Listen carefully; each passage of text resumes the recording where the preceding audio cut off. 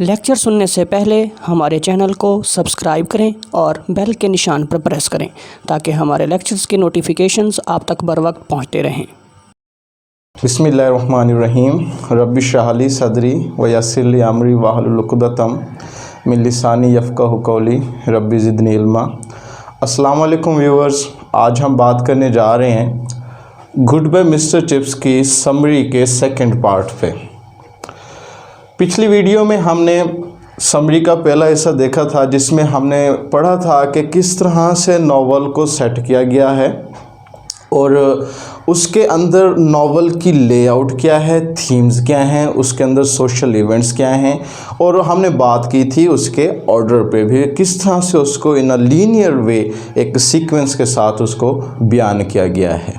लेकिन आज हम समरी के सेकंड पार्ट में नावल की स्टोरी को पढ़ने लगे हैं। नावल की स्टोरी, कंप्लीट स्टोरी आज हम पढ़ेंगे और इस तरह से इसको सेट किया गया है और इस तरह से मैं बयान करने लगा हूं कि अगर आप मुकम्मल ये स्टोरी सुन लेते हैं तो आपको मज़ीद मिस्टर चिप्स को समझने की ज़रूरत नहीं पड़ेगी इंशाल्लाह से। तो सबसे पहले हम बात करते हैं मिस्टर चिप्स की अर्ली लाइफ पे। और मिस्टर चिप्स की अर्ली लाइफ पे बात करते हुए मैं आपको बताऊंगा कि मिस्टर चिप्स 1848 में पैदा हुआ, क्योंकि जब 1851 में ग्रेट पैलेस एग्जीबिशन हुई थी तो उस वक्त mister Chips just like a trolling boy था जिसको बच्चों की नुमाइश में ले जाया गया था और उस वक्त वो एक लड़खड़ाने वाला बच्चा था। 21 बरस की उम्र में उसने कैम्ब्रिज यूनिवर्सिटी से अपनी डिग्री मुकम्मल की और 1 बरस के लिए उसने 1 साल के लिए मेलबरी स्कूल में भी पढ़ाया। लेकिन मेलबरी स्कूल में मिस्टर चिप्स खासा कामयाब ना बन सका क्योंकि वहाँ पर वो नज़्म व ज़ब्त को कायम रखने में नाकाम रहा और बच्चों के साथ भी उसकी अच्छी नहीं बन पाती थी, तो जिससे तंग आकर मिस्टर चिप्स ने मेलबरी स्कूल को छोड़ दिया। और उसके बाद आया वो एक ऐसे स्कूल में जहाँ वो हमेशा रहा और बहुत ही कामयाबी हासिल की, हर दिल अजीज़ उस्ताद बन गया। और ब्रोकफील्ड स्कूल उसका शुरू से एक मकसद था, वो ब्रोकफील्ड स्कूल को पसंद करता था और वहाँ पे पढ़ाना भी चाहता था। जुलाई की एक सुबह थी जब वो ब्रोकफील्ड स्कूल में आते, और ब्रोकफील्ड स्कूल सेकंड रैंक का एक स्कूल था जो कि क्वीन एलिज़ाबेथ के दौर में 16वीं सदी में तामीर किया गया था और बाद में जॉर्ज फर्स्ट के दौर में उसको दोबारा से रीबिल्ड किया गया और उसकी बिल्डिंग को दोबारा से बड़ा किया गया। ब्रोकफील्ड स्कूल के अंदर ज़बानें पढ़ाई जाती थी और वहाँ पे सिर्फ लड़के पढ़ते थे जिनकी इवनिंग क्लासेस हुआ करती थी। तो जुलाई की सुबह जो है ना, मिस्टर चिप्स जाता है ब्रोकफील्ड स्कूल में जहां उसकी मुलाकात होती है मिस्टर वेदरबाय के साथ, the first head master of the Brookfield school from 1849 to 1870, 1849 से लेकर 1870 तक। मिस्टर वेदरबाय जो है वो ब्रोकफील्ड का हेड मास्टर रहा और मिस्टर वेदरबाय एक बहुत दिलफ्याज और बहुत ही शफीक इंसान था जिसने मिस्टर चिप्स को एक बाप की तरह गाइड किया और उसे समझाया कि अगर तुम शुरू से ही बच्चों के साथ सख्त रवैया रखते हो और बच्चों के साथ घुल मिल नहीं जाते हो, इतना उन्हें अपने करीब इतना नहीं आने देते हो, उन्हें इतनी आज़ादी नहीं देते हो, तो तुम एक कामयाब उस्ताद बन सकते हो। और साथ साथ मिस्टर वेदरबाय ने मिस्टर चिप्स को बताया कि तुम एक नौजवान हो और मैं बूढ़ा हूँ, और जब नौजवानी और बुढ़ापा मिल बैठते हैं तो बहुत कामयाबी हासिल की जा सकती है। लेकिन अनफॉर्चुनेटली ऐसे हुआ कि जब मिस्टर चिप्स ने ब्रोकफील्ड स्कूल को ज्वाइन किया उस वक्त मिस्टर वेदरबाय बीमार ही था, तो मिस्टर वेदरबाय मिस्टर चिप्स के स्कूल आने से पहले ही वफात पा गया और इस तरह से जो है वो मिस्टर चिप्स को स्कूल में पढ़ाते हुए ना देख सका था। तो अब हम बात करते हैं कि मिस्टर चिप्स का ब्रोकफील्ड स्कूल की क्लास में पहला एक्सपीरियंस कैसा रहा। तो मिस्टर चिप्स का जो फर्स्ट एक्सपीरियंस है वो बहुत कामयाब रहा और उस वक्त वो एक नौजवान था और जोशीली आंखों वाला इंसान और बहुत अच्छी ड्रेसिंग में जो है वो स्कूल में आया था। और जब वो क्लास में दाखिल हुआ तो वो जल्दी से कुर्सी पे गया और वहाँ बैठ गया, डरा हुआ था। और ब्रोकफील्ड की क्लास में बैठे लड़के काफ़ी बड़े थे और वो मिस्टर चिप्स को अपना कानूनी शिकार समझ रहे थे जिस पर छपटने के लिए वो तैयार थे, लेकिन वो चाहते थे कि मिस्टर चिप्स से ही पहले कोई ऐसी गलती हो जिसके ऊपर वो मिस्टर चिप्स की सरजनिश करें। लेकिन इसी कश्मकश में किसी लड़के ने डेस्क का ढकना गिरा दिया। अब ये एक ऐसा पॉइंट था जहाँ पर मिस्टर चिप्स अपना लोहा मनवा सकता था और यकीनन मिस्टर चिप्स ने इसे पूरा फ़ायदा भी उठाया। उसने लड़कों की तरफ बहुत कहरआलूद निगाहों से देखा और कहा कि 5वीं कतार में वो लड़का खड़ा हो जो जिसके सुर्ख बाल हैं। तो जब वो लड़का खड़ा हुआ तो मिस्टर चिप्स ने पूछा क्या नाम है आपका? तो उसने कहा कॉली। तो मिस्टर चिप्स ने कहा ठीक है कॉली, तुम्हें सज़ा दी जाती है, तुम 100 लाइनें लिखोगे। और इसके बाद मिस्टर चिप्स की ज़िंदगी में बहुत सुकून रहा और मिस्टर चिप्स ने अपना पहला मैदान मार लिया। यहाँ पे मैं थोड़ी सी बात करूँगा, बहुत इंटरेस्टिंग बात है कॉली के हवाले से और बहुत एक जोक टाइप बात है कि जब कॉली बड़ा हो जाता है और वो लंदन का मेयर बन जाता है तो उसका बेटा पढ़ने के लिए आता है। जब मिस्टर चिप्स एजेड हो चुका होता है और काफ़ी वक्त भी गुजार चुका होता है ब्रुकफील्ड स्कूल में, और दिल अजीज़ भी होता है, बच्चे उसको पसंद करते हैं। मिस्टर चिप्स बच्चों को इस तरह से पढ़ाता है कि उनके कह के भी चलते रहते हैं और साथ साथ मिस्टर चिप्स अपनी जो है ना बात भी उन तक पहुंचा देते हैं। मिस्टर चिप्स ब्रुकफील्ड में, चूँकि ब्रुकफील्ड एक ज़बानों का स्कूल था, तो मिस्टर चिप्स ने वहाँ पर लैटिन एंड ग्रीक पढ़ाई थी। हालांकि वो ज़बानें तकरीबन ही ख़त्म हो चुकी थी, लेकिन मिस्टर चिप्स ने उनको इस तरह से पढ़ाया कि बच्चे जो है ना उन दोनों ज़बानों को पसंद भी करते थे। तो जब कॉली का बेटा सेकंड कॉली आता है स्कूल में तो मिस्टर चिप्स उससे पूछता है क्या नाम है आपका? तो वो कहते हैं कॉली। वो कहते हैं हाँ ठीक है, मुझे याद है तुम्हारा बाप पहला वो लड़का था जिसे 25 साल की उम्र में मैंने सज़ा दी थी और वो इसका ज़िम्मेदार भी था और वो बेवकूफ़ इंसान था और मुझे यकीन है तुम भी एक बेवकूफ़ इंसान ही हो। और इसके काफ़ी बरस के बाद जब मिस्टर चिप्स बहुत बूढ़ा हो जाता है तो तीसरा कॉली स्कूल में आता है तो मिस्टर चिप्स उसे पूछते हैं क्या नाम है? वो कहते हैं कॉली। तो कहते हैं हाँ ठीक है, मुझे याद है तुम्हारा दादा भी यहीं पे पढ़ के गया, तुम्हारा बाप भी, तुम्हारा दादा भी बेवकूफ़ इंसान था, तुम्हारा बाप भी, और मुझे यकीन है कि तुम भी एक बेवकूफ़ इंसान हो। तो इस तरह पूरी क्लास जो है वो कहकों से गूंज उठती है। तो ये था मिस्टर चिप्स का फर्स्ट एक्सपीरियंस। अब हम बात करेंगे मिस्टर मेल्ड्रम की, second head master of the Brookfield school.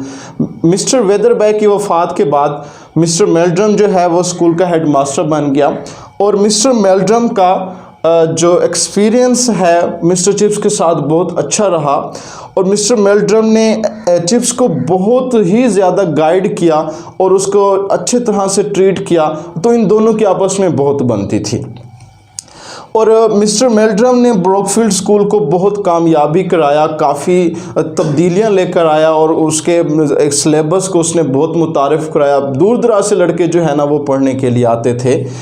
तो ये था Mister Meldrum, second head master of the Brookfield school. आगे हम बात करते हैं इस नावल का सबसे जो इंटरेस्टिंग इवेंट है, जो कि एक टर्निंग पॉइंट है, एक रोमांटिक पॉइंट है in the life of mister chips. 1896 में समर वेकेशन में मिस्टर चिप्स अपने एक कुलीग मिस्टर रॉडन के साथ ग्रेट गैबल की सैर के लिए गया, लेकिन वहाँ पे कुछ दिनों के बाद मिस्टर रॉडन को काम पड़ गया और किसी डोमेस्टिक काम की वजह से उसे घर वापस आना पड़ गया, लेकिन मिस्टर चिप्स वहीं पर ही रहा। एक दिन जब वो पहाड़ी के दामन में खड़ा था तो उसने देखा कि एक लड़की है और वो अपना हाथ हिला रही है। मिस्टर चिप्स ने समझा कि शायद वो लड़की मुसीबत में है और उसे मदद के लिए पुकार रही है। तो मिस्टर चिप्स ने जल्दी से पहाड़ी पर चढ़ना शुरू किया, लेकिन बदकिस्मती से उसका पाँव फिसल गया, गिर गया वो और उसके तखने में मोच आ गई। वो लड़की देख रही थी मिस्टर चिप्स को। हकीकत में वो लड़की जो है खुद एक कोपेमा थी और वो मदद के लिए नहीं बुला रही थी, बल्कि वो अपने एक दोस्त को हाथ हिला रही थी, उसको इशारा दे रही थी, लेकिन मिस्टर चिप्स को ही गलत लगी थी। तब वो लड़की भाग कर आती है, मिस्टर चिप्स को उठाती है और वो जो है उससे उसके घर लेके जाती है। उस लड़की का नाम कैथरीन बर्जेस था, जो कि बाद में मिस्टर चिप्स की बीवी भी बनती है। तो कैथरीन बर्जेस एक बहुत ही खूबसूरत लड़की थी और जब ये वाक़या मैं बताते चलूँ, जब ये वाक़या पेश आया था उस वक़्त मिस्टर चिप्स की एज 48 थी और कैथरीन बर्जेस 25 की थी।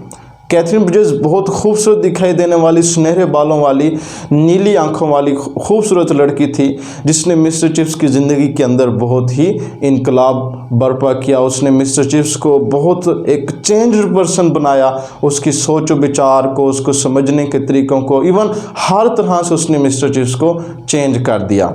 मिस्टर कैथरीन बर्जेस जो है वो सोशलिस्ट थी और इनकलाबी ख्यालात रखती थी, जबकि मिस्टर चिप्स जो है इस तरह की ख़वातीन के बारे में बहुत ही एक कंजर्वेटिव माइंडेड पर्सन था। वो लड़कियों की आज़ादी को पसंद नहीं करता था और वो कहता था कि जदीद लड़कियां एक भूत प्रीत चुड़ैलों की तरह हैं, जो कि मिस्टर चिप्स को बिल्कुल पसंद नहीं है। तो इस तरह से हम बात करते हैं चिप्स के व्यूज़ क्या थे ख़वातीन के बारे में। तो मिस्टर चिप्स के ख़वातीन की आज़ादी के बारे में व्यूज़ बहुत ही कंजर्वेटिव थे, वो उनकी आज़ादी को पसंद नहीं करता था, जबकि कैथरीन बर्जेस चाहती थी कि ख़वातीन जो है वो मैदान में हैं, स्कूल कॉलेजेस में यूनिवर्सिटीज़ में जाएँ, वो वोट कास्ट करें और इस तरह से जो है ना वो तरक्की करें। कैथरीन बर्जेस हर शाम को मिस्टर चिप्स के पास आती थी साइकिल पे और उसकी तीमारदारी भी करती थी और उसकी बैंडेज भी किया करती थी। इस तरह से जो है दोनों एक दूसरे को काफ़ी पसंद करने लग गए और एक दूसरे की मोहब्बत में गिरफ़्तार हो गए। और जब मिस्टर चिप्स और कैथरीन लंदन में वापस आते हैं तो कैथरीन और मिस्टर चिप्स की शादी हो जाती है और उनकी शादी बहुत कामयाब शादी रहती है, जिसके बाद दोनों की ज़िंदगी बहुत ज़्यादा तब्दील हो जाती है। कैथरीन को मिस्टर चिप्स के शोबे से कोई ख़ास जो है वो एरर नहीं थी, वो चाहती उसके शोबे को पसंद करती थी और उसे टीचिंग का प्रोफेशन पसंद था। वो कहती थी कि मिस्टर चिप्स अच्छा है कि एक स्कूल का टीचर है, बजाय एक लॉयर होने के या कोई और पेशा इख्तियार करने के। उसने अच्छा किया जो उसने पढ़ाना शुरू किया। तो अगर हम बात करें comparison before and after marriage in the life of mister chips, तो हम देखते हैं कि शादी से पहले मिस्टर चिप्स एक क़दामत पसंद इंसान था और आज़ादी के ख़िलाफ़ था। बच्चों के साथ भी वो खासा जो है ना र्यूडली बिहेव करता था। बच्चों से पसंद करते थे लेकिन उससे मोहब्बत नहीं करते थे। लेकिन शादी के बाद मिस्टर चिप्स बहुत हर दिल अजीज़ इंसान बन जाता है और कैथरीन उसको हर तरह से उसकी मदद करती है, उसे हर तरह से तब्दील करती है। मिस्टर चिप्स आज़ाद ख्याल का इंसान बन जाता है और वो ब्रॉड माइंडेड पर्सन बन जाता है और ऊंचा सोचना शुरू कर देता है। वो ब्रोकफील्ड से बाहर निकलता है, बच्चों के साथ घुल मिल जाता है।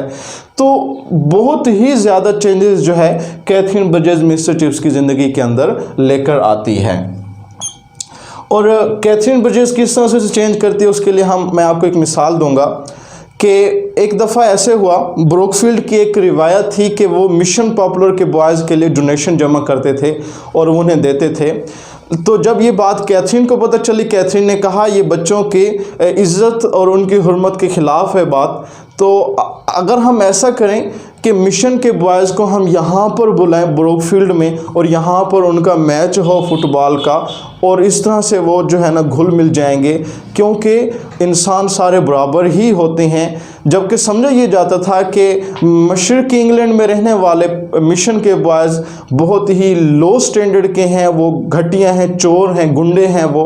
तो वो आकर ब्रोकफील्ड के बच्चों को भी खासा जो है ना मुतासिर करेंगे और उनके एक इमेज पे काफ़ी नेगेटिव इम्पैक्ट पैदा करेंगे। लेकिन कैथरीन बर्जेस ने कहा नहीं, ऐसा बिल्कुल नहीं होगा, बल्कि उनका दिल बड़ा हो जाएगा और उन्हें भी एक आज़ादी मिलेगी और वो भी जो है ना आला दर्जे के लोगों में उठने बैठने के काबिल हो जाएंगे। अब ये बात ऐसी थी कि अगर कैथरीन के अलावा कोई और इंसान करता तो मैं भी उसे उसी वक्त ही रिजेक्ट कर दिया जाता और उसकी नेगेटिव साइड पे भी जाते। तो लेकिन ये बात चूँकि मिस्टर चिप्स की बीवी, जो कि उसकी प्यारी महबूबा भी थी, बीवी भी थी, उसने की थी, तो जो है इस बात को लेकर जब मिस्टर चिप्स स्कूल में जाता है तो पहले तो स्कूल के बाकी जो टीचर्स होते हैं वो इसके ख़िलाफ़ हो जाते हैं। वो कहते हैं नहीं, it's against the tradition of the Brookfield school. कभी भी ऐसा नहीं हुआ कि अब जो मशरक़ी इंग्लैंड के लड़के हों वो अब ब्रोकफील्ड में आए हों। लेकिन उस वक़्त मिस्टर चिप्स एक ख़ासा जो है हर दिल अजीज़ टीचर बन चुका था और उसकी सुनी भी जाती थी। तो कैथरीन के कहा मान लिया उसने और उसने इजाज़त दे दी इस चीज़ की। मिशन के लड़के आते हैं ब्रोकफील्ड में और उनका मैच होता है। मिशन के लड़के हार जाते हैं फुटबॉल के मैच में, लेकिन उसके बावजूद भी उनकी काफ़ी हौसला अफजाई की जाती है। मिस्टर चिप्स खुद ही जो है ना उन्हें ब्रोकफील्ड का विज़िट भी कराता है, और जब शाम होती है तो वो खुद उन्हें जो है स्टेशन पे छोड़ने जाते हैं। तो इस तरह उसके बाद, इस वाक़े के बाद मिस्टर चिप्स बहुत ही हर दिल अजीज़ उस्ताद बन जाता है। उसे बहुत पसंद किया जाता है, काफ़ी लड़के जो हैं उसकी मोहब्बत में पड़ जाते हैं, और इस तरह से मिस्टर चिप्स एक बहुत कामयाब इंसान माना जाता है। लेकिन 1898 में ट्रेजिडी आती है in the life of mister chips, जब उसकी जो प्यारी बीवी है कैथरीन, वो बच्चे को जन्म देते हुए मौके पे क्या हो जाती है, मर जाती है। और ये एक ऐसा वक़्त होता है जब मिस्टर चिप्स एक बहुत अफसुर्द इंसान की तरह रहना शुरू कर देता है, बहुत दुखियारा इंसान बन जाता है वो। और कैथरीन की डेथ उसके ऊपर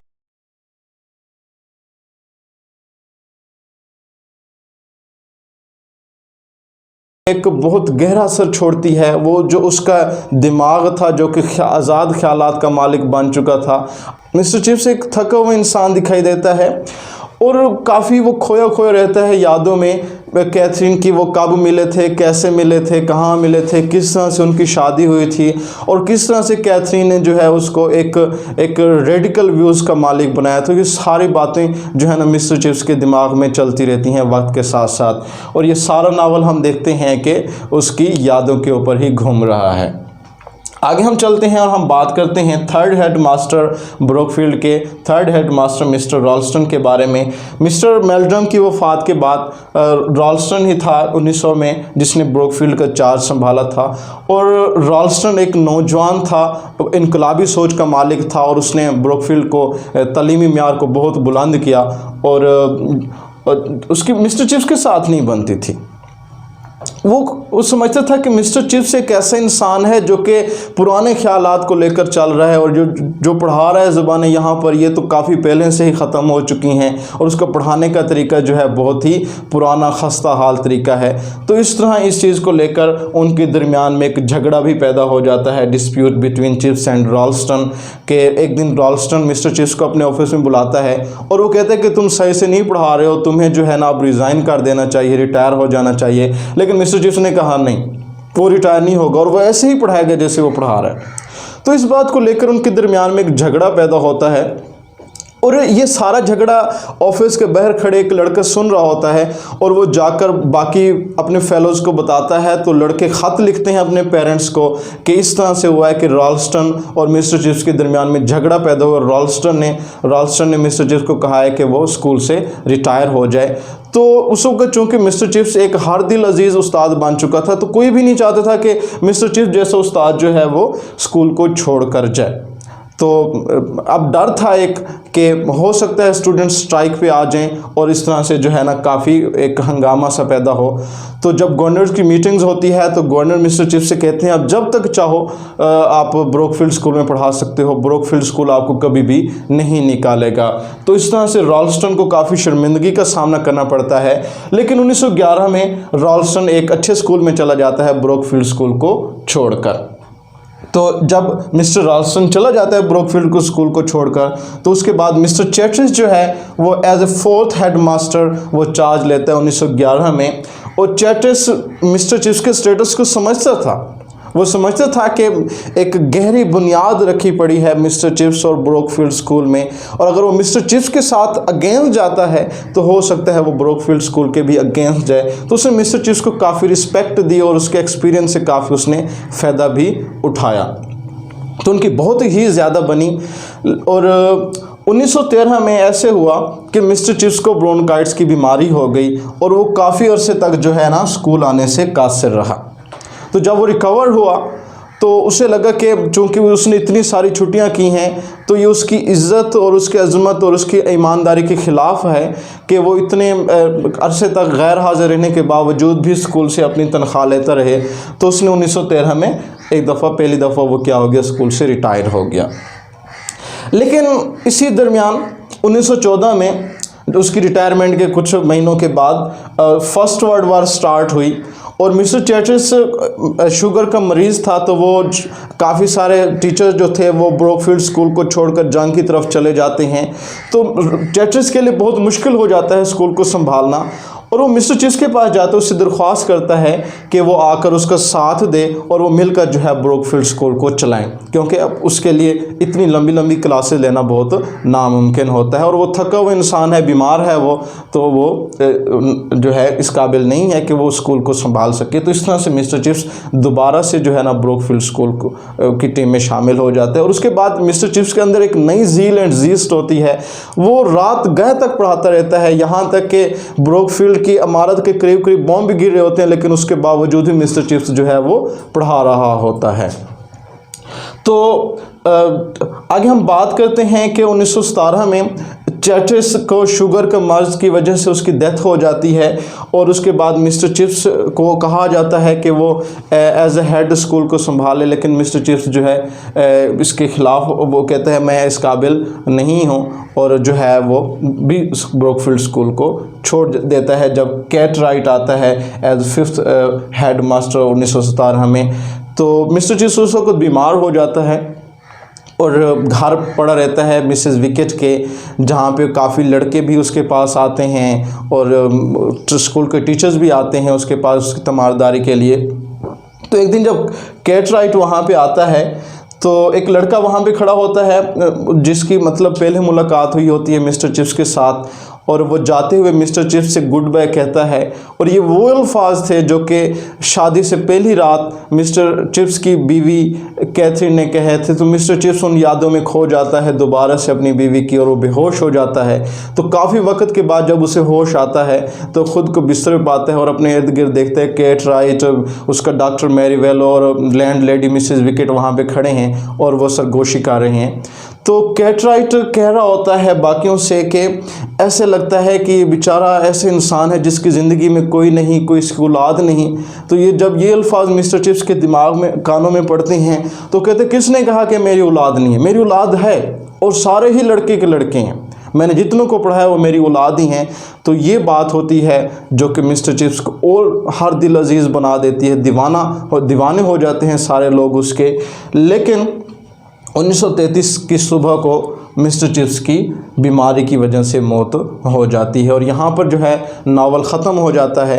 अब मैं बात करूँगा कुछ अपनी तरफ से कि जो है कहा जाता है कि सेकेंड ईयर की इंग्लिश में ये जो नावल है एक अब्सर्ड नावल है जिसकी कोई वैल्यू नहीं है, कोई सिग्निफिकेंस नहीं है। तो मैंने पहले लेक्चर में भी बात की थी कि इसके अंदर हम 3 थीम्स देखते हैं, मोरालिटी की भी है, वैल्यू ऑफ एजुकेशन भी है और उसके अलावा रिस्पेक्ट फॉर फर्दर्स भी है, और उसके अलावा साथ साथ ये एक हिस्टोरियन नावल भी है, इसके अंदर इंग्लैंड की तारीख छुपी है। तो अगर हम इसको अच्छी तरह से पढ़ते हैं तो जहाँ पर हमारे अखलाक जो है बेहतर होते हैं वहाँ पे हमें तालीम की अहमियत का भी पता चलता है और उसके साथ साथ अपने आबा व अजदाद को किस तरह से उनको इज़्ज़त और अज़मत देनी है ये चीज़ भी हम यहाँ पे सीखते हैं। ज़रूरी नहीं आबा व अजदाद में जो है आपके माँ बाप भी आते हैं, आपके असातिज़ा भी आते हैं या वो लोग जिन्होंने आपकी ज़िंदगी को बेहतर बनाया होता है, और ये सारा कुछ जो है हम चिप्स की लाइफ से सीखते हैं।